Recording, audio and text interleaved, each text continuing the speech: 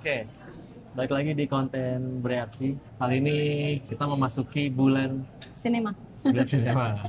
Karena banyak festival film Betul. skala internasional yang hadir di bulan September menuju Oktober ini ya.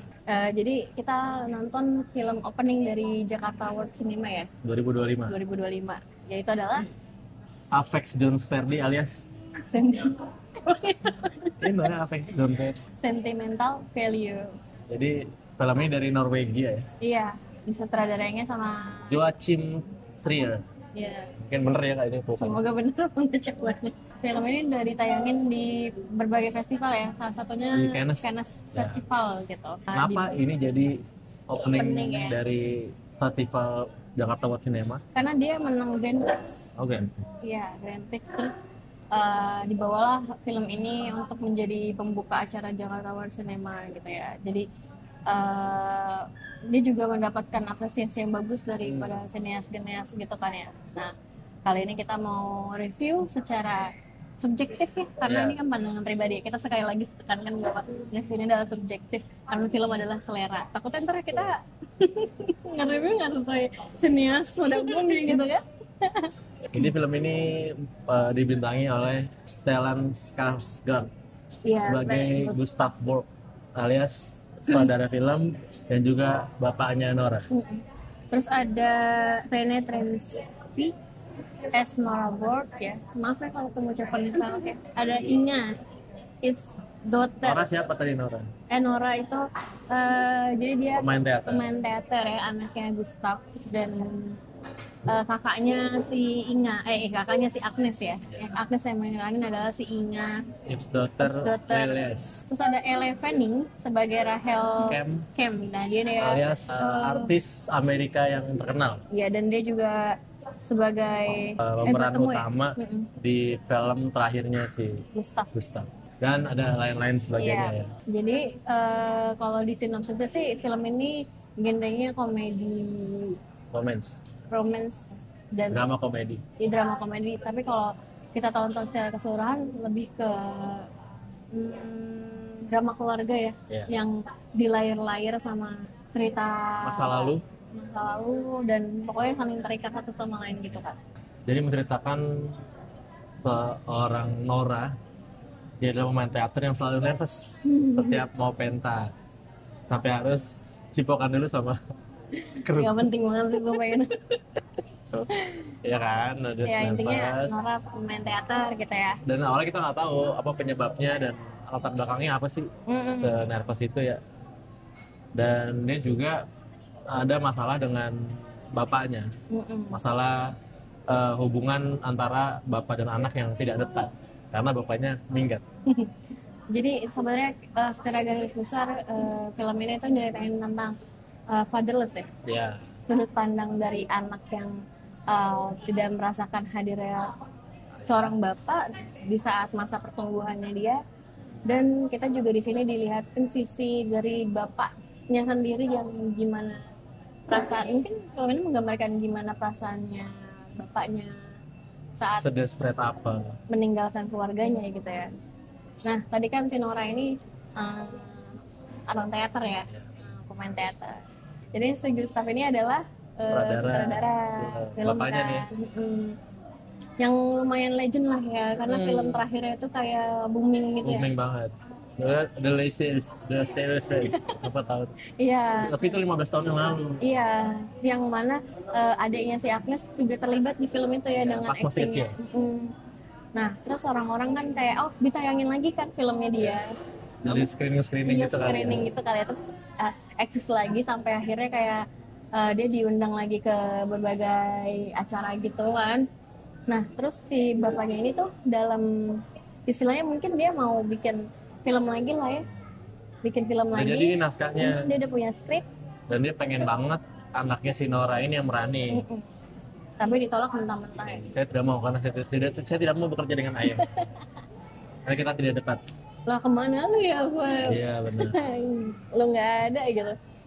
Terus akhirnya karena tadi sempat dia ketemu di screening film lagi, terus dia juga ketemu tuh sama si siapa namanya, Rachel ya, Rachel Kem, ya. Rachel ya, siapa namanya? Rachel. Rachel Kem. Nah terus akhirnya karena Nora nggak mau, dialah yang kayaknya cocok gantiin. nih. Karena Cuman kan dia juga bagus actingnya gitu. cuman looknya diserupakan persis seperti si Nora. Pokoknya di film ini tuh diceritain Itu gimana. baru ini ya, baru kehidupan pribadi ya. Iya benar. Karena nanti ada layar-layarnya lagi nih Iya benar. tentang masalah ayahnya dengan masa lalu, masalah Nora saat ini. Terus hubungan adik kakaknya gimana gitu kan. Terus dan ada Masalah juga ponakannya juga. Noranya sendiri. Iya. Nah, udah tua, Nora udah tua. Kan udah nggak sebutin berapa sih, tapi 30 sampai 40 lah umurnya, dan cukup belum lama menikah ya, dan belum punya pacar. Bahkan sampai pengen awal dari cipokan itu bersama krunya. Nah, jadi tuh secara garis besar di film ini tuh diceritain lah si bapaknya tuh bikin skrip, tapi skripnya itu tuh lebih ke dokumenter kehidupan dia ya, tentang gimana hubungan dia sama ibunya. Skripnya tuh istilahnya kayak menggambarkan perasaan dia dan kehidupan pribadinya. Pokoknya ini film tuh personal banget tuh yang dia bikin ya. Makanya dia sebenarnya pengen Nora yang mainin tuh karena sebenarnya film ini bukan tentang ibunya. Iya benar, walaupun kelihatannya kayak film tentang ibunya gitu ya. Ya udah dibahas satu sepanjang film tentang kayak gitu, masalah pelik antara Nora dan bapaknya ya. Kompleks banget lah karena dia berlayar-layar ya. Kalau kita ceritain nanti jadi kita ceritain semuanya. Makanya di paruh pertama Jadi, film pokoknya kan rumah.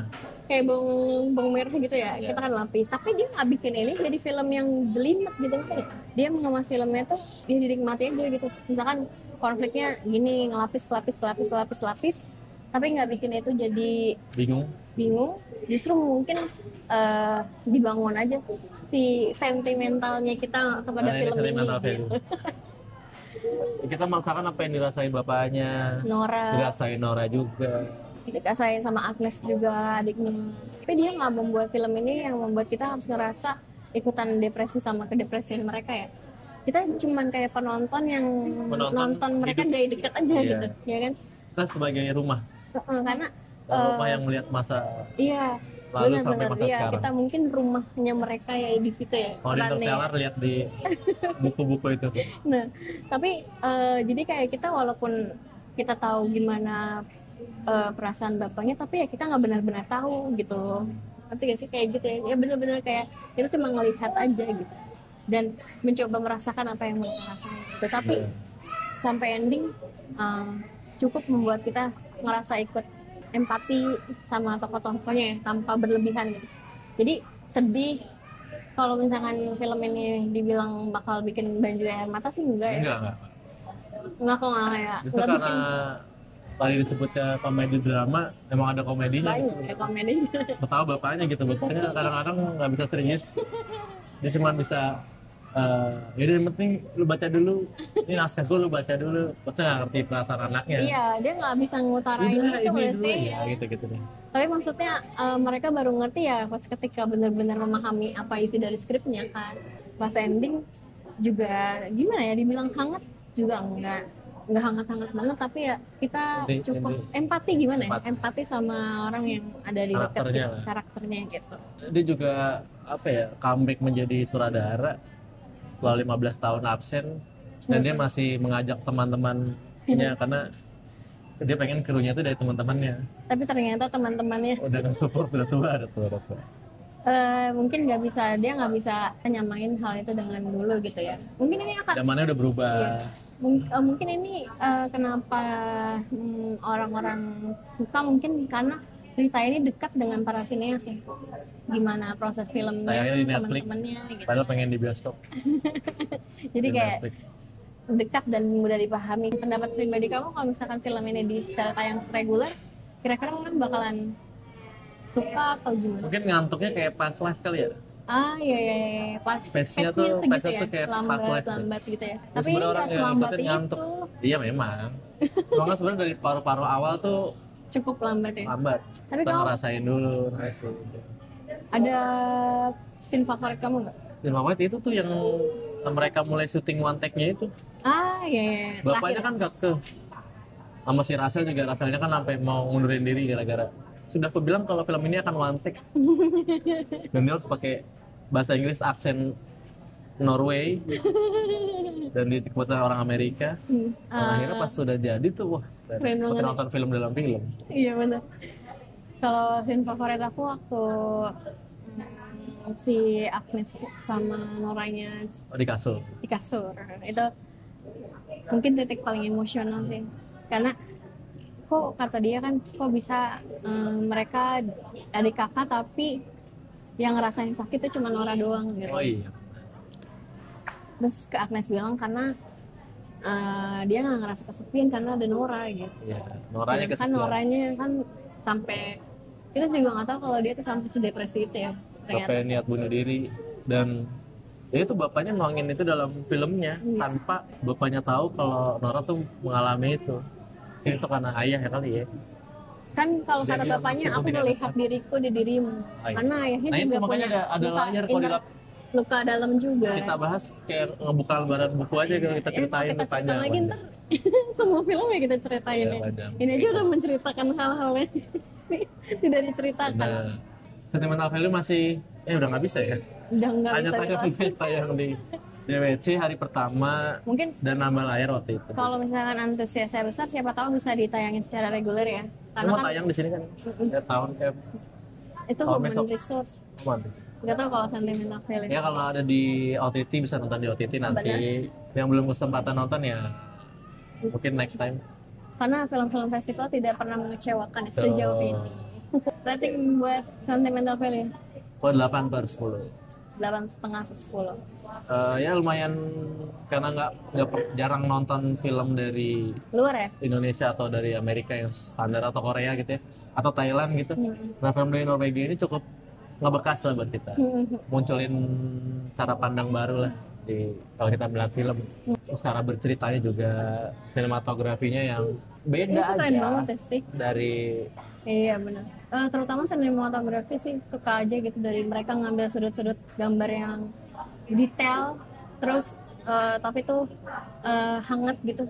dan kayaknya ngambil yang penting-penting aja. Iya benar. Terus juga dia kayak nambahin narator di situ yang Narator. ya kan narator di situ sambil nyeritain tentang sudut pandangnya, kita bener-bener berasa kayak jadi rumah gitu ya di situ. Iya.